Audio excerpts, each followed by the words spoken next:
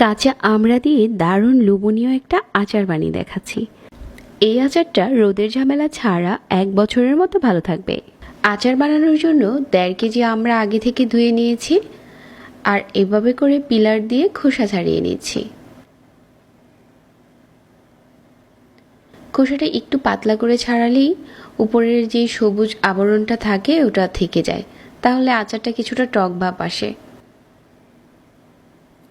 তো এভাবে করে স্লাইস করে নিচ্ছি।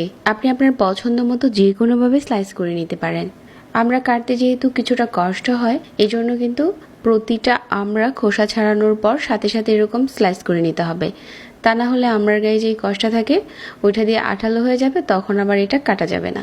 আর আচারে যাতে কোনো রকম পানি না যায় এটা আগে থেকে ধুয়ে তারপর কাটতে হবে। সবগুলো আমরা কেটে নেওয়া হয়ে গেছে।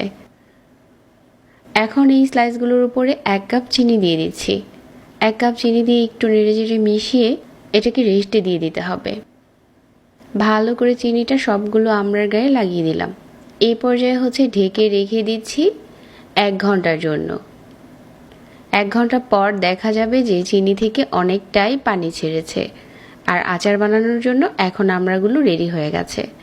আর অনেকটা চিনির পানিতে এভাবে করে ডুবিয়ে রাখার কারণে কিছুটা মিশে যাবে। ঠিক এরকম হয়েছে এই পর্যায়ে। আর চিনিটা পুরোপুরি গলে দেখেন কতটা পানি এসেছে।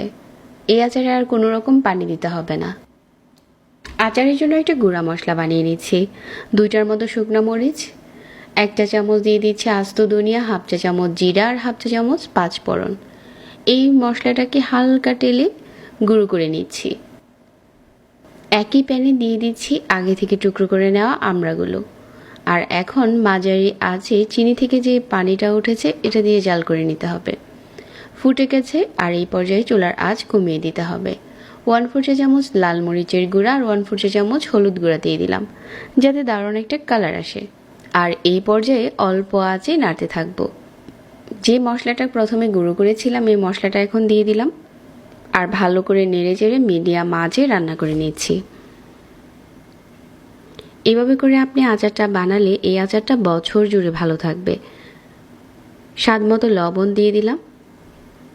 রোদের ঝামেলা ছাড়া এই আচারটা আপনি ডাইনিং টেবিলে রেখে দিতে পারবেন 1 বছর। কোনো রকম সিরকাও দিতে হবে না, কারণ আচারে আমরা কোনো রকম পানি দিইনি। এখন এই আচারটা যে কোনো কাচের কৌটোতে ভরে 1 বছরের মতো সংরক্ষণ করতে পারবেন। এভাবে করে এই সিজনে আমড়ার আচার বানিয়ে দেখতে পারেন। সহজ রেসিপিতে শেয়ার করেছি।